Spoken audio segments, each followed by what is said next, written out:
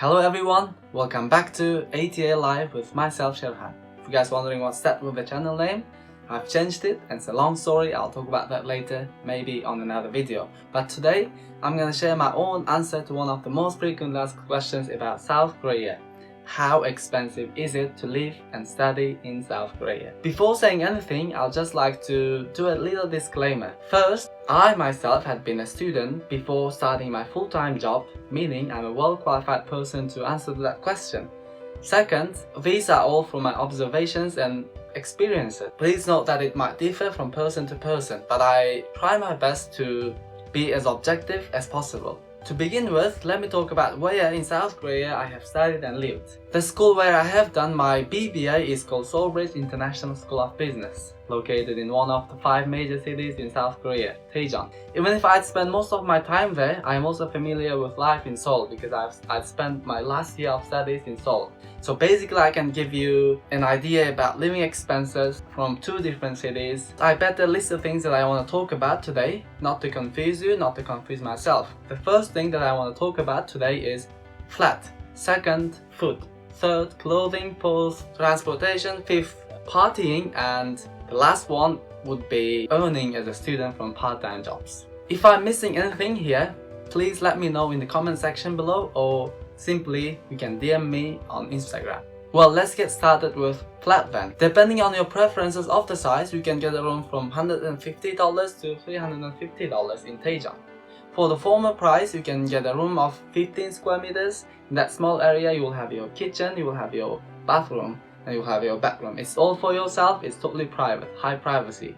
Of course, with the exception of thin walls, if you get loud at night, your neighbors might complain. But except for that, it's super private, it's all yourself, it's not shared. As for the latter, you can get big, cozy, well-designed flat. Kitchen will be bigger, bathroom will be bigger, and you will have much bigger space in your bedroom for your other things. I'm not sure if it's common in other countries, but here in Korea we have a thing called deposit money, aka key money. In Daejeon it starts from $500 to $2,000. Don't worry, you'll get that money back when your contract is over and when you are leaving the flat undamaged. As for Seoul, prices are twice as expensive. Therefore, what many students do is they rent a bigger flat and they share the bill. For example, let's say in Itaewon, one of the most famous places in South Korea. The houses with 3 bedrooms, 1 kitchen, 1 bathroom, 1 common place, and sometimes separate terrace and laundry/storage rooms would cost you about $5,000 of deposit and $1,000 to $1,500 of monthly rent, depending on how new or old the house is. Of course, in university areas, prices might be comparatively low, but you definitely get what you pay for. There is also university dormitories, but I really don't like dormitories. I think nobody does, so I don't want to talk about them. But if you go farther from the city center, like me, you can get a smaller but decent room for about $350 to $450 with a deposit of $2,000 to $4,000, but a decent room. These are the flat rates in South Korea. Next, food. Let me get this straight. As a student, eating out isn't recommended. So I'm gonna talk about mainly eating in, cooking at home, and grocery prices. Luckily, grocery prices are almost the same almost everywhere in Korea. Yeah, it might be a little different, but not much. Let's say you cook 6 times a week at home and you treat yourself once a week by eating out. In that case, cooking at home would cost you about $200 to $300 a month, and eating out once a week would cost you about $100 to $200 a month. As you can see, it's 6 times more expensive than cooking at home. The third thing that I want to talk about is clothing. It's something difficult to talk about for someone like me who has the zero sense of fashion, but I'll try my best by calculating random average price set of one outfit for men. Let's say trainers would cost you about $50, trousers would cost you about $35, sweaters maybe $25, and winter jacket $100. So depending on your fashion, depending on how often you want to do shopping, you can do the math for yourself. Transportation here all around Korea is, I think, very well advanced and easy to use. One single ride would cost you about $1. With that $1, you can transfer twice more to other lines within 30 minutes to 1 hour. This time might differ from city to city,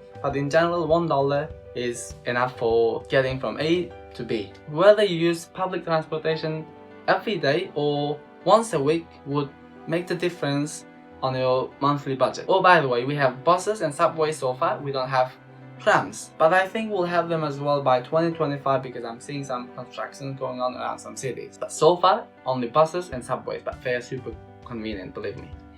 The next thing that I want to talk about is partying. Yeah, partying. Studenthood is unimaginable without partying, isn't it? But don't forget, partying doesn't only mean going clubbing every weekend and getting wasted because we have other things to do too. There are many other ways to party. So depending on your preference again, you can think somewhere between $50 to infinite, you know what I'm saying?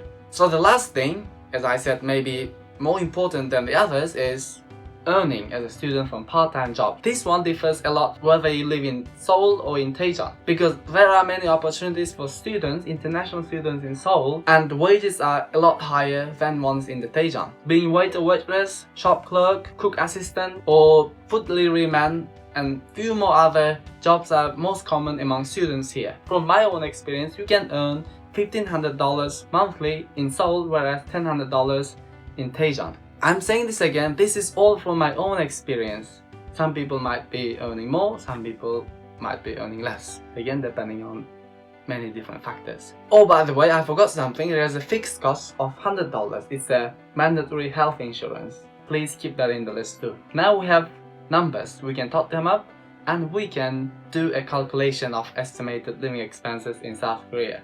For my calculation, I am coming to a number between $600 to $800 in Daejeon, and in Seoul it is somewhere between $800 to $1,000. This is all I think. I tried my best. I hope that that's been helpful. Thank you for watching. Don't forget to share, comment, subscribe and like for more.